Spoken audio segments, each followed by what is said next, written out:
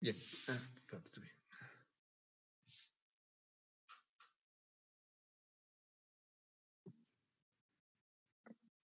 Ok, ¿está claro hasta acá? ¿Se está entendiendo todo? Sí, o sea, la última parte de lo que estaba explicando de Kimolar, ¿puede volver a explicar, por favor? Ya, claro que sí. Entonces, para eso voy a compartir pantalla.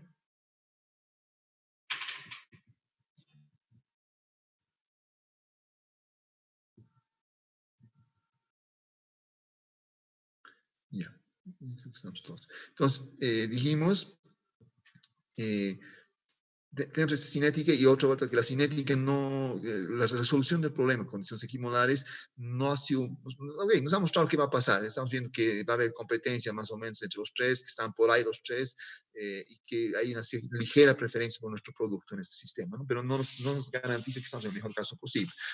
Hemos comentado también de que yo puedo generar un montón de curvas de una forma muy simple, cambiando las condiciones de la concentración de B, que no sea equimolar, para ver qué va a pasar, pero eso no me permite encontrar una forma rápida cuál es la mejor opción posible, ¿no? Entonces, para eso tenemos que ser un poquito más sistemáticos, ¿no? Chito, está entrando todavía. Pensé que venía ahora todos.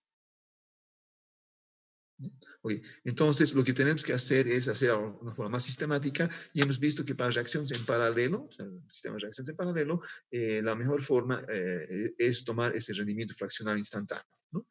En el Levenspiel hacen esto, pero como estaban en cinéticas simples, no se daba el caso donde teníamos dos reactivos diferentes, ¿no? En este caso, bueno, se dan unos cuantos ejemplos, pero esto se complica bastante cuando lo resolvemos de forma manual y por lo tanto está un poco limitado dentro del Levenspiel. Pero hoy en día, nuevamente, tenemos capacidad para resolver sistemas más complicados. Entonces, vamos a calcular el rendimiento fraccional instantáneo de P en diferentes situaciones. En una situación equimolar, en situación de exceso de A y de B. ¿Por qué dividido en tres formas? Porque es una solución y cuando hay un exceso, la variable va a ser cuánto es el exceso de A o cuánto es el exceso de B para poder resolver, para encontrar el valor ideal, ¿no? Entonces, me exige diferentes técnicas de cómputo y entonces por sistema práctico lo divido en tres partes. Resolver todo eso en un solo golpe se puede, pero se vuelve bien complejo y eso no puede hacer cuando uno ya tiene dominio del sistema y no vale la pena ahorita hacerlo porque nos vamos a hacer algo que es demasiado complicado. Entonces, siempre hay problemas difíciles, es como política general, dividir lo más que se puede y resolver por pequeños pedacitos. Es lo más práctico para hacer y ver que haya coherencia entre todo eso, ¿cierto? Okay. Entonces, vamos a calcular el rendimiento fraccional instantáneo en caso equimolar. Si es equimolar, A y B van a estar siempre en valores iguales, y decir K2 por AB es lo mismo que decir K2 por A cuadrado o K2 por B cuadrado, puesto que da lo mismo, puesto que estamos en condiciones equimolares, ¿no? Y lo mismo vamos a tener acá. Entonces, si hacemos un sistema de este tipo, ¿no es cierto? El valor de sigma, tendríamos el valor de K2A por B sobre K1 al cuadrado más K2AB más K3AB cuadrado. Nos ponen en evidencia y podemos simplificar nuestro sistema y eso nos va a dar una expresión donde tengo K2 sobre K1 más K2 más K3 sobre A, ¿no? Entonces, al hacer eso, el valor de phi de esta manera contra A, estoy viendo de que voy a tener este tipo de curva de phi. Entonces, ahora díganme ustedes, si ven esto, ¿en qué tipo de reactor van a estar pensando? ¿Un reactor tubular o un reactor mixto?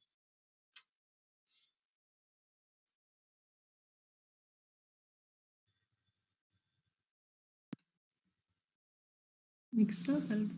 Mixto al tiro, ¿no es cierto? Porque recuerdan, vamos a concentración inicial, hasta cualquier concentración, la proporción o la cantidad de S es válido, en el caso de un reactor mixto, es proporcional a esta área de acá, ¿no es cierto? Y en el caso del reactor tubular es proporcional al integral debajo de la curva.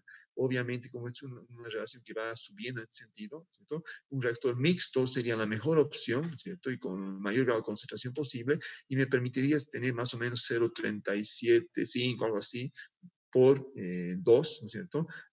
Para ver cuánta es la concentración máxima del producto P que quiero para obtenerlo de esa manera, ¿cierto? Entonces, esto nos daría una idea, básicamente, sobre cuál sería la mejor opción, ¿sí? Ok, entonces tenemos eso y ahora La pregunta que tendríamos que tomar en cuenta es qué va a pasar cuando vemos sistemas que son con excesos. ¿Qué va a pasar? Recuerden, hemos visto que en este caso, muy simplificado, les voy a explicar por qué después es demasiado simplificado, vamos a ver más cacho. Por, recuerden que llegamos a 0,375 más o menos. No estoy buscando encontrar el valor exacto, porque estoy queriendo ver todavía claro dentro del sistema de la manera de lo posible. ¿eh? Entonces, si usamos un exceso de B, ¿no es cierto? Voy a tener una expresión de este tipo, y ahora el exceso de B va a ser B sub 0 menos A sub 0 más A que queda, que me va a permitir saber cuánto hay de B en el sistema, ¿no? Reemplazando, M va a ser B sub 0 menos A sub 0, y M es un número que puede ir ahora desde 0, en este caso está dentro del caso original, hasta cualquier número más grande, o puede ser negativo si estamos usando un exceso de A, pero M es una variable. Ahora, dentro del cálculo de phi no aparece m, yo tendría que calcular phi para diferentes valores de m, ¿no? Y aquí hay a nivel de procedimientos que queriendo ver en realidad dentro de este problema es lo siguiente. Acá yo estoy resolviendo un problema donde varían a y b, los dos están variando.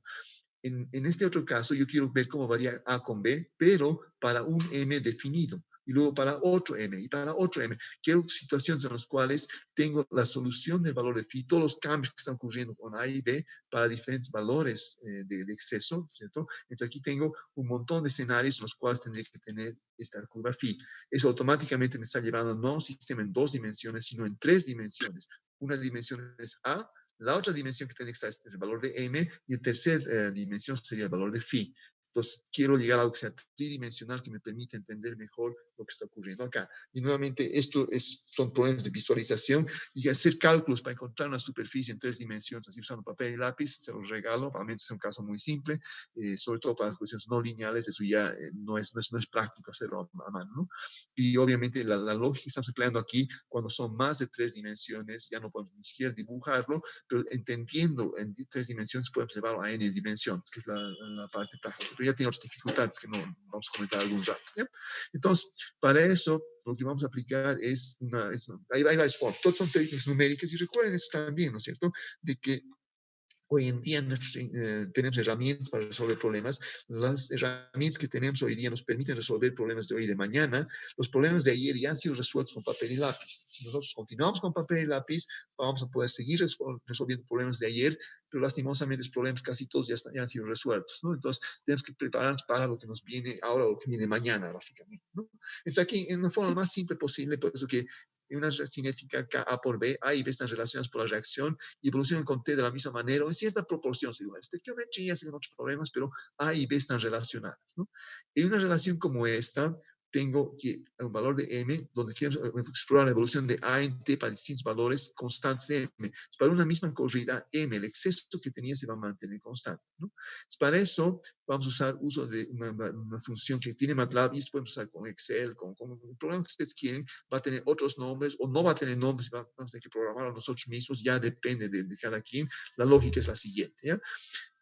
Si yo tengo un vector, ejemplo, simple, x que vale 1 y 2, y y que vale 1, 10 y 100, recuerden, yo quiero estudiar efectos de estos valores para cada valor de x que están constantes. Entonces, voy a estudiar el efecto de presión o de temperatura sobre y, para estos valores de y, pero para un x1 o un x2. ¿ya? Entonces, tenemos que generar un espacio, una superficie que cruce todas las variables de y con x. ¿ya? Para generar combinaciones con MATLAB es esta función que se escribe meshgrid, donde pongo x e y, los dos vectores que quiero cruzar con todas las combinaciones posibles. ¿sí?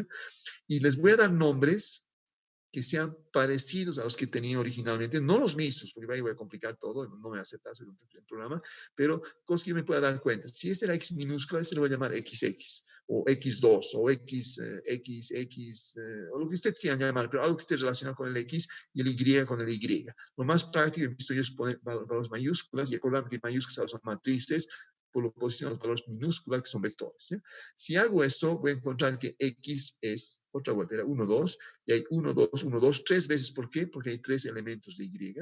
Y, que era 1, 10, 100, que ahora está en columna, hay dos columnas. ¿Por qué? Porque tengo dos valores de 1 y 2. Notan que ahora este vector que era 2, 1 y este vector que era 3, 1, me va a dar una matriz que es 3, 2 en ambos casos. Eso quiere decir que cada elemento está comparado. Aquí tengo Y, que va de 1, 10, 100, mientras X es 1, 1, 1. Aquí tengo un vector y que vale 1, 10, 100, mientras x es 2, 2, 2. Entonces, eso me permite estudiar los efectos de esta variable y para un x constante de 1 y de los mismos valores de y para otro x constante de 2.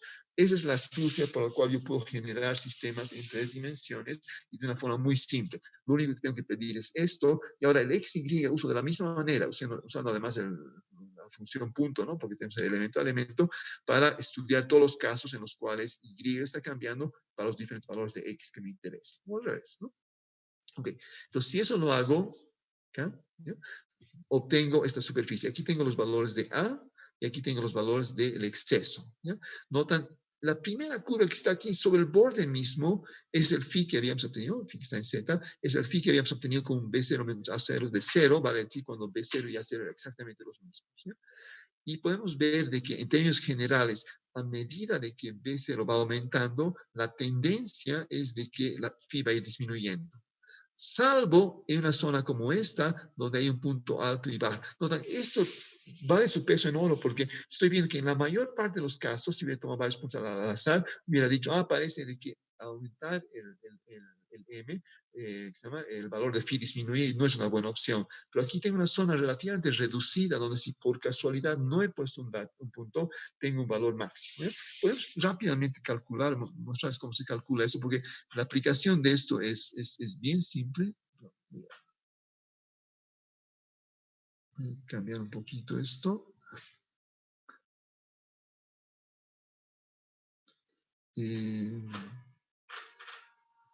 Entonces aquí nota, en esta parte de acá lo que tenemos, ¿cierto? Tengo que A está yendo de 2 hasta 0, son mis vectores de concentración de A, el M, el exceso, va de 0 hasta 4, ¿ya? Lo que habíamos dicho, he hecho un mesh grid de AM con mesh grid, guardado con mesh grid los valores de AM, y el phi de B con exceso me va a dar x2 por A por B, dividido entre K1 por A cuadrado, más K2 por A por B, más K3 por B al cuadrado. ¿Ya? Se notan, simplemente escrito el sistema, ni siquiera tengo que resolverlo. Los valores de A y B están saliendo de lo que tengo acá, si no estoy haciendo los cruces, ¿no es cierto? Y al hacer eso, ya no necesito usar ni siquiera la ecuación diferencial, ¿no es cierto?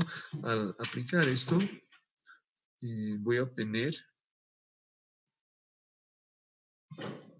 no sé si he hecho bien un poquito. No, la figura debe estar acá. No, no está. Un error tenido. Un cachito, déjenme ver qué ha pasado. Es el problema de usar MATLAB en vivo y directo. Uno siempre termina cometiendo algún errorcillo. Me dice que hay un error. Porque no están definidos los valores de K2 en este caso. Entonces, volveremos acá donde estábamos. Tengo que poner, en este caso no copié, antes estaba heredando simplemente los valores de K1 y K2. Lo que voy a hacer simplemente es copiarlos de aquí. Control copy. Están viendo la pantalla, ¿no? Sí, doctor. Entonces acá voy a simplemente copiar tontamente los valores que necesitaba para hacer el cálculo de lo que tenemos acá, ¿no es cierto? Y para eso voy a poner, lo voy a ejecutar. Y eso, aquí me va a dar la figura, ¿ya? ¿Alcanzan a ver la figura? No. Sí, doctor. Entonces, ven, aquí está la figura, lo vamos a sacar de su, para que sea un poquito más bonita, ¿no es cierto? Y si agarro ahora el sistema este para girarlo, ¿ya? Bueno, puedo visualizar las cosas y lo voy a traer de este lado para mirar en el coto este que me interesa para ver cuál es el punto máximo, ¿no es cierto? Estoy moviendo, se me fue. Quiero que esté solamente en 2 dimensiones, aquí está más o menos, y podemos ver que acá está el máximo, más o menos, ¿ya? Estoy por encima del 0,75 que tenía, estoy en No se 0,80 ve y la algo. ¿Perdón? No se ve la imagen. ¿No se ve la imagen? No. Okay. Entonces, stop share, y en share screen voy a poner la figura. Ahora deberían verla, ¿no? Sí. Ok, Ok, entonces B está por acá y el valor de A está más o menos en 0.25. Estoy diciendo más o menos porque no estoy buscando mucha precisión, puedo buscar, puedo calcularlo después, estoy tratando de entender lo que está pasando, ¿no es cierto? Yo podría poner un poquito más bonito esto, pero bueno, más o menos estamos viendo que aquí hay un máximo de phi, ese phi está por encima del 0.8, por lo menos de eso estoy consciente, ¿no? Ok, entonces voy a cerrar eso, voy a volver a mi presentación.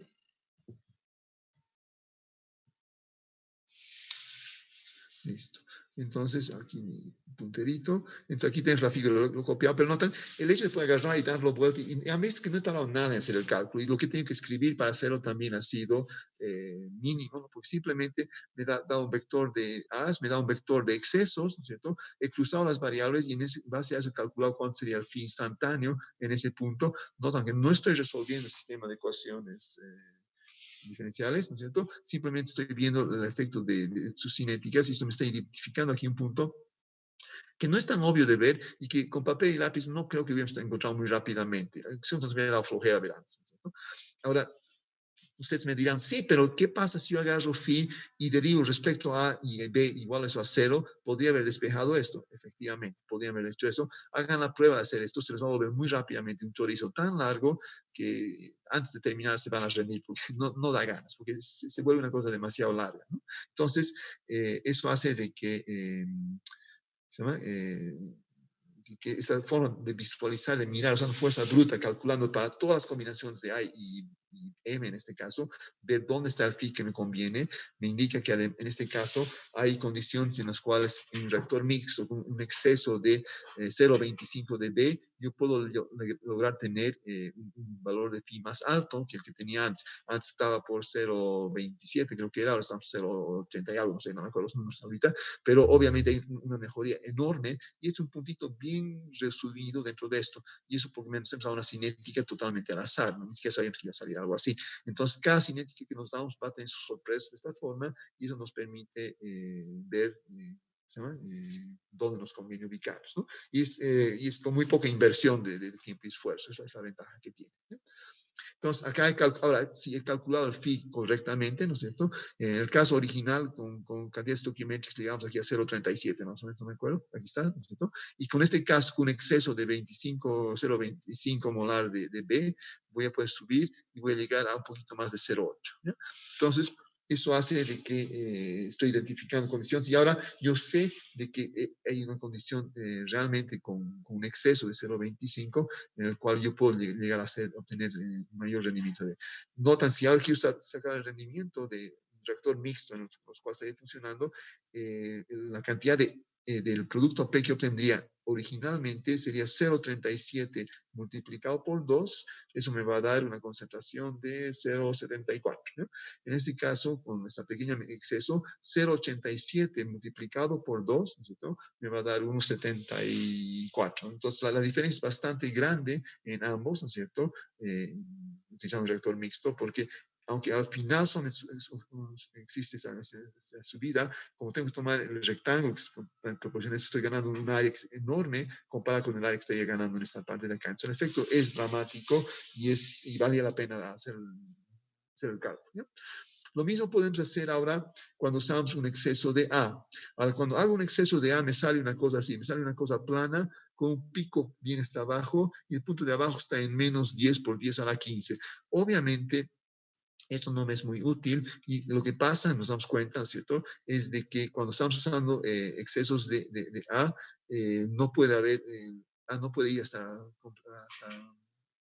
una concentración de 0, porque al usar un exceso, obviamente hay toda una zona acá en las cuales tendría que tener valores negativos. Es decir, va a haber una solución matemática al problema, pero va a implicar concentraciones negativas. Lo que hago con esto es directamente editar la imagen y hacer que se corte acá en la parte inferior en 0 o en 0.1, porque los valores negativos, si bien son solución matemática, no me interesan, y los valores como singularidades que tienen valores de 10 a menos 10 a 15, ¿no es cierto? Son valores que tampoco me interesan porque no puedo tener un fin negativo, otra vuelta no me sirve de nada, por así decirlo. Entonces, lo que he hecho ha sido esto acá. Acá no se ve tan bien la imagen porque estaba en amarillo, ya no lo corregí. Notan que aquí en el valor de 0 tenemos otra vuelta a la curva que debemos calcular al comienzo. En este caso, A está en el sentido contrario. Aquí está el valor de 2, aquí termina en 0. Y el valor de 0,37 máximo que entramos en acá.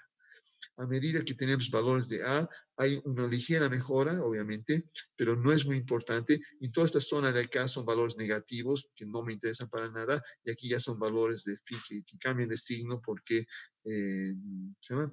porque matemáticamente ya no tiene significado lo que estoy haciendo, ¿no? Entonces, eso me permite visualizar también esta cosa de acá, y me confirma el hecho de que el exceso de B era la mejor opción posible, pero eso lo estoy descubriendo porque estoy analizando los datos uno por uno. Okay. Siguiente punto es, el otro problema. ¿Qué pasaría si estamos con rendimiento fraccional instantáneo con concentración constante de B? Imagínense, hemos dicho un reactor mixto, ¿ya? Está entrando el reactor al reactor mixto y estamos haciendo que gotee B dentro del sistema, de tal manera que podamos mantener una concentración constante de B. ¿Ya? Noten, aquí la lógica ha sido diferente. Aquí voy a poner una pequeña cantidad de B y voy a hacer que esté goteando simplemente dentro del sistema, y para eso voy a agarrar este phi donde B va a ser un valor pequeño, pero constante, porque se está goteando todo el tiempo dentro del reactor. Eso hace de que A va a cambiar, la concentración de B va a ser constante todo el tiempo, y cada una es una corrida. Otra vez estoy usando Mesh Grid para eso, y estoy pudiendo ver que obviamente en concentraciones, cuando A termina la reacción, cuando soy un reactor mixto en este caso, y la concentración de B va a pasar por un máximo, y puedo encontrar en qué condiciones de concentración máxima yo podría obtener un valor. En este caso no es mucho mejor, es un poquito menos bueno que la otra opción que teníamos, donde teníamos un exceso de B, ¿no? Pero estamos descubriendo que si bien se parece, no llega al mismo grado, y bueno, era una opción interesante, pero no habíamos podido responder solamente en base al phi cuál de las dos opciones será mejor. El hecho de poder visualizar todos los sistemas me permite ver condiciones en las cuales la reacción es mejor, ¿no? Ahora, entre paréntesis, ¿no es cierto?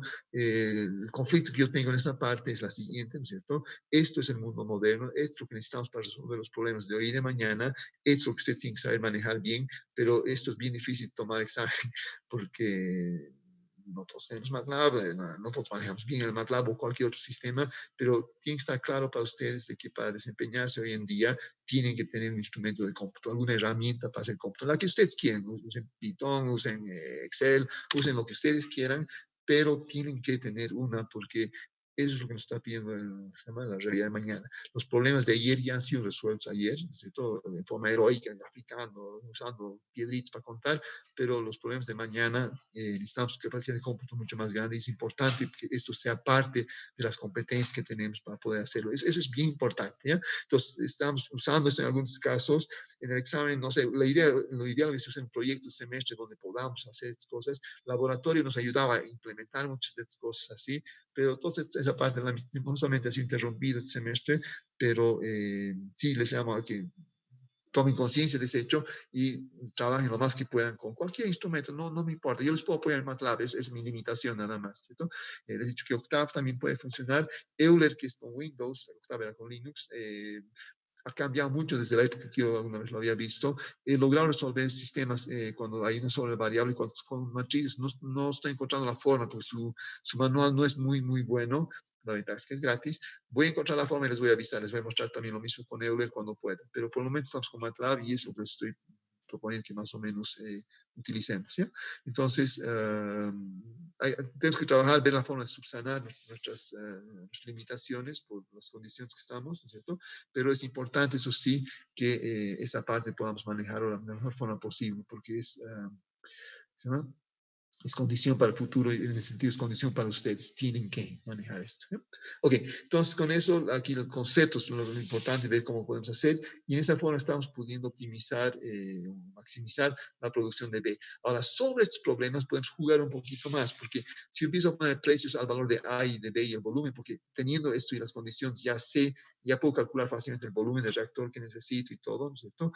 Poniéndole precios podemos optimizar, entonces ya se vuelven cosas más ricas, con más opciones para para estudiar y que nos va a permitir optimizar el proceso de un reactor utilizando estos herramientas relativamente simples, pero sí manejando algún instrumento de cómputo hoy en día. ¿Ya? Ok. El otro sistema que hemos visto en este capítulo era la de las reacciones múltiples. ¿Ya? Esto da lugar a mayor variedad. Obviamente, lo que estaba haciendo al comienzo era hacer sistemas mixtos donde tengo en serie, en paralelo, así, pero si lo mantenemos simple y agarré un problema así del libro que era la cloración del benceno. Tengo benceno que puede ser clorado en el monocloro, el dicloro y el tricloro. El B es para benceno, C es para el cloro porque está clorado una vez, el D es el dicloro, el P es el tricloro y supongamos que queremos esta especie de K. ¿Ya? Entonces la pregunta es, ¿en qué condiciones podemos obtener ello? ¿Cierto? Ahora, como tenemos constantes cinéticas, ¿cierto? En este caso le puse el valor de 1, 2 y 4 a cada uno de ellos, ¿cierto? Entonces tienen una concentración de cloro, obviamente, y notan, he puesto valores pequeños al comienzo, eso implica que esta reacción es un poquito dificultosa, y de hecho, activar el ciclo aromático para que esta primera reacción ocurra, muchas veces necesitamos catalizadores como cloro de hierro o de aluminio, porque hay que forzar la reacción un poquito. Pero ni bien hay el ciclo aromático ahora está activado por el cloro, y eso hace que la segunda reacción es más fácil y la tercera es más fácil todavía. Entonces, eso crea esa dificultad de obtener un producto intermedio que no está dentro de por la cinética, normalmente se descompone más rápido de lo que se forma. Entonces, es la dificultad que tenemos, por un lado. Y por otro lado, es un tránsito no de 3 elementos, sino de 4, lo que ya a mano se vuelve mucho más pesado de resolver y que otra vez usando una técnica de MATLAB va a ser bastante simple. ¿Ya? Las cinéticas todos son una constante K, la constante que tenemos aquí respectiva, con la concentración de ciclo aromático que puede ser benceno, clorobenceno o diclorobenceno, con X, en el cual X es cloro. Estoy usando esa nomenclatura. ¿Ya? Entonces, otra vuelta, nos damos un minutito, armen ustedes la matriz con la cual podríamos resolver este problema. ¿Ya? Les espero un minuto para que lo hagan, por lo menos traten de bosquejarlo para que podamos comparar, para aclarar cualquier error, duda que podría haber. ¿No? Corre a partir de ahorita.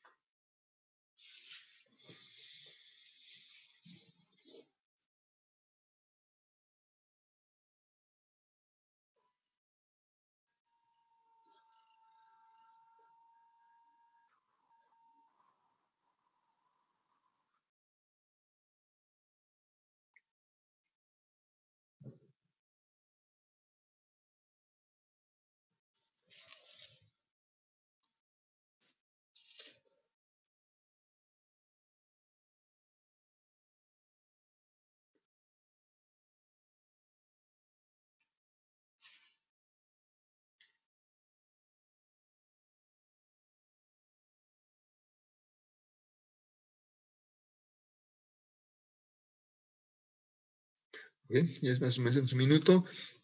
¿Alguien logró hacer esto? Aún no, doctor. Todavía no. No, al comienzo uno tiene que pensar, pero pensando en voz alta entonces, va a ser una matriz de cuántos por cuántos elementos. 5 por 5. Tenemos un compuesto B, C, 3 D por y 3. E y X, correcto, entonces se hacen 5 por 4, se ha olvidado del X, sí. Entonces 5 por 5, correcto, ¿no? Entonces los voy a poner en orden que sea el primer elemento B, el segundo C, el tercero D, el cuarto T y el quinto va a ser X, la concentración de cloro, ¿ya?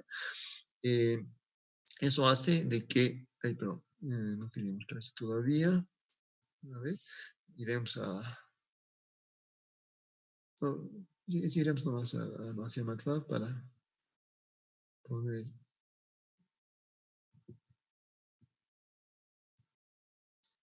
Y aquí tendríamos que, tengo que abrirlo otra más, no sé por qué me lo ha cerrado. Este de acá. Aquí tenemos este valor de acá. Entonces tenemos mis constantes, ven la pantalla, ¿no? Entonces, K1, K2 y K3, ¿cierto?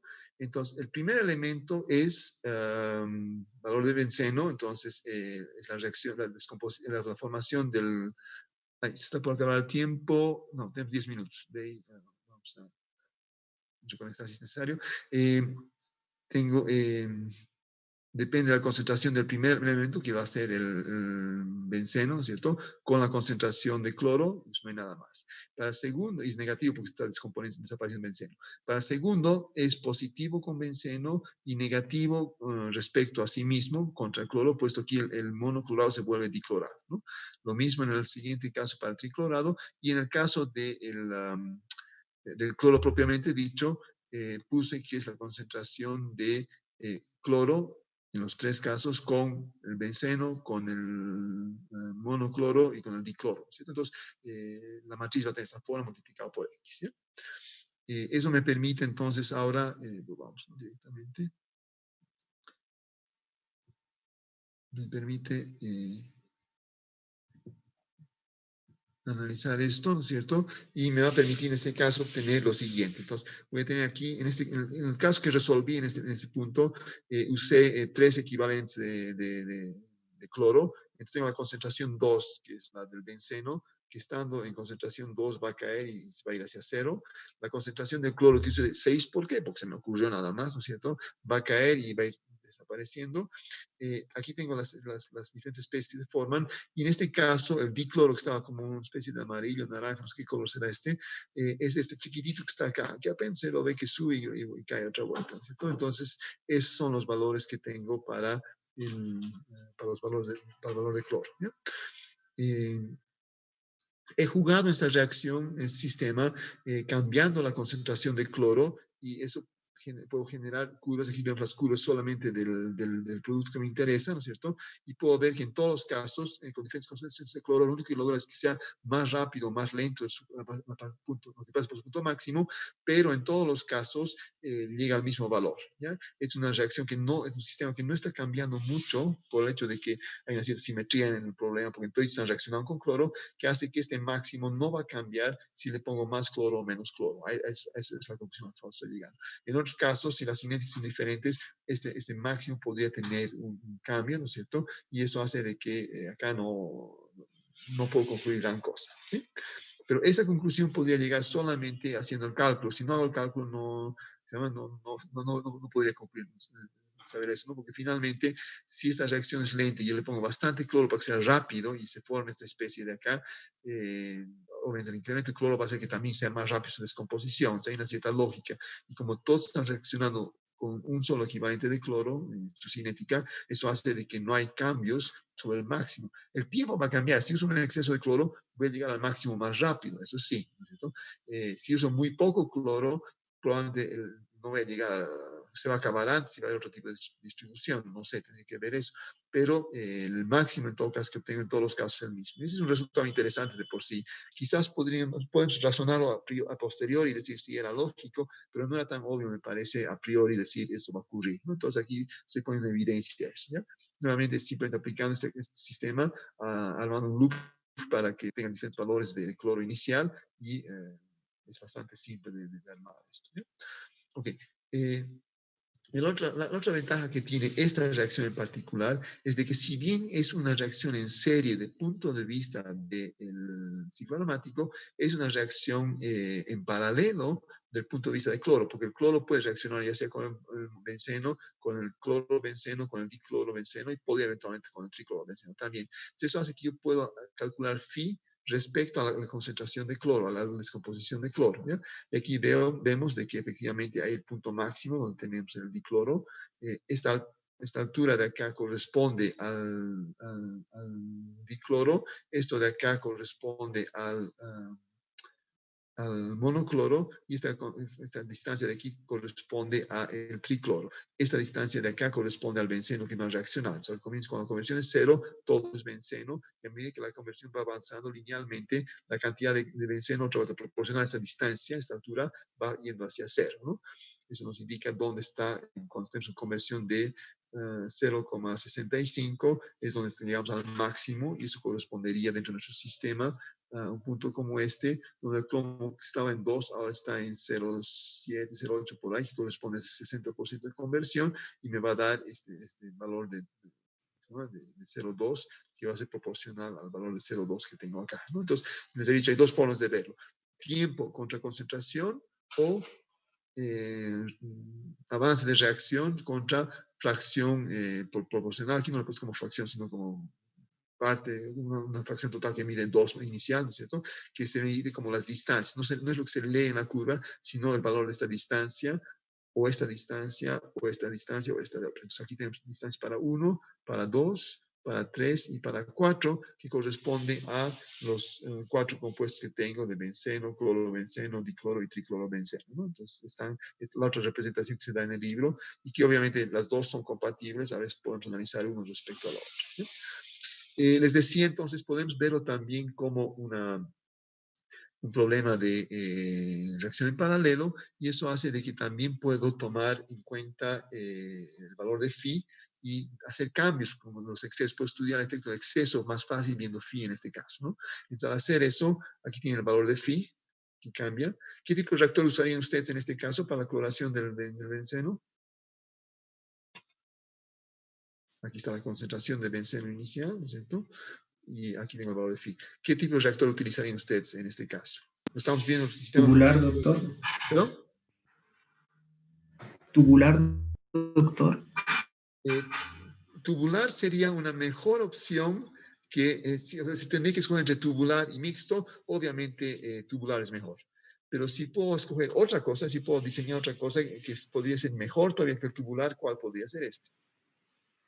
Mixto y tubular, doctor. Correcto. Entonces, lo que me interesaría sería usar un mixto hasta este punto de acá, con una conversión muy pequeña, ¿no es cierto?, de cloro. Y inmediatamente después de eso, un tubular que me va a permitir llegar hasta acá. Ahora, notan, en este caso, phi, contrariamente a lo que hemos visto en el libro, en el SPIL, pasa por debajo de 0, porque hay un momento en el cual ya no hay nada del dicloro. Entonces, el valor máximo que tengo es en 0, y eso nos va a traer hasta acá, hasta este punto de acá. Este es el valor donde voy a terminar de integrar. Si continúo, obviamente me van a salir valores negativos, y ahí voy a estar destruyendo la cantidad de